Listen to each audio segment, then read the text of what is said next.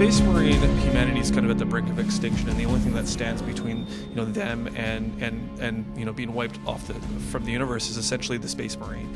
And so you play Captain Titus of the Ultramarines. You're a Space Marine that gets sent with your company to liberate a forge world that's been invaded by this massive orc army.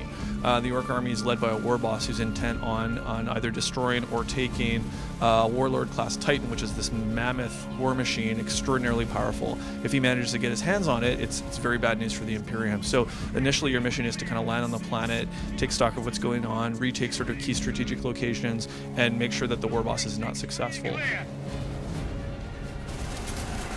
So the heart of Space Marine is this seamless blend of this deeply satisfying shooting that's competitive with anything else in the third-person shooter market, and the melee component. The melee is also extremely satisfying. It's very responsive. It's a seamless blend, as I said, so the player can switch instantly between those two weapon types.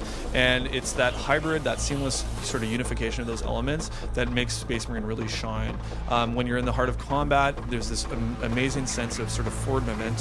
You have this powerful figure who walks onto the battlefield and is constantly pushing against the enemies, and you're just basically smashing through everything that stands in your way. When you layer on top of that sort of the progression that we have in all our weapons and many of our Space Marine abilities, things like Bull Rush, being able to run and smash through pieces of the environment, that's really what the heart of Space Marine is all about. The decision to take the world of Warhammer 40,000 into the action, like blockbuster action aesthetic, was really driven by the passion we have at Relic for always constantly pushing ourselves to do new cool stuff. We'd been working for 7 or 8 years with Games Workshop on the Dawn of War franchise. We consider ourselves to be some of the experts in the world on interpreting their IP for video games, and it was all about trying to find a new way to express that IP and explore a new genre for us that we're passionate about, which is third-person action.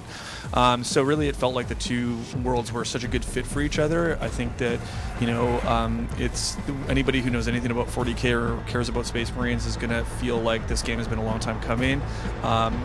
We feel definitely excited to be able to deliver that core fantasy to players of being that 7-foot tall superhuman warrior encased in armor, walking on the battlefield like a god basically, and just dominating.